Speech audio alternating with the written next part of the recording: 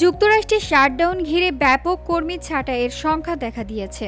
এই পরিস্থিতিকে মার্কিন প্রেসিডেন্ট ডোনাল্ড ট্রাম্প স্থায়ীভাবে কর্মী ছাঁটাইয়ের অজুহাত হিসেবে ব্যবহার করতে পারেন বলেও আশঙ্কা করছেন বিশ্লেষকরা।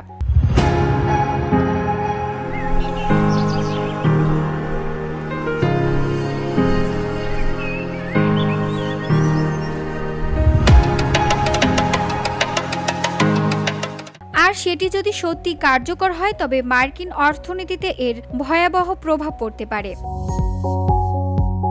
যুক্তরাষ্ট্রে ১ অক্টোবর থেকে নতুন অর্থবছর শুরু হয়। অর্থবছর শুরুর প্রথম দিনেই বিগত ৬ বছরের মধ্যে প্রথমবারের মতো সরকার কার্যত বন্ধ হয়ে গেছে।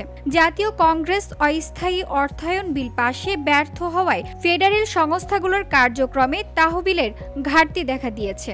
জাতীয় কংগ্রেস অস্থায়ী অর্থায়ন বিল পাশে ব্যর্থ হওয়ায় ফেডারেল সংস্থাগুলোর কার্যক্রমে তহবিলের ঘাটতি দেখা দিয়েছে।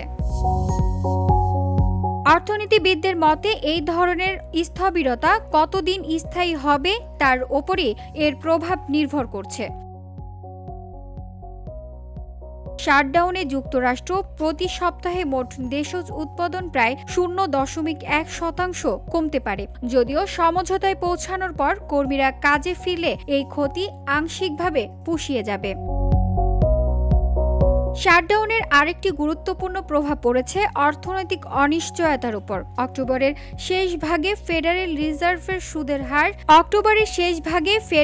রিজার্ভের সুদের হার নিয়ে সিদ্ধান্তের আগে বিনিয়োগকারীরা শ্রম বাজার ও মূল্যস্ফীতি সংক্রান্ত গুরুত্বপূর্ণ তথ্যের অপেক্ষায় ছিলেন। কিন্তু ব্যুরো অব লেবার স্ট্যাটিস্টিক্স সহ বিভিন্ন সংস্থা তথ্য সংগ্রহ ও প্রকাশ সাময়িকভাবে স্থগিত করেছে। এর ফলে বাজারে অনিশ্চয়তা আরও বেড়েছে। VOD Bangla news desk.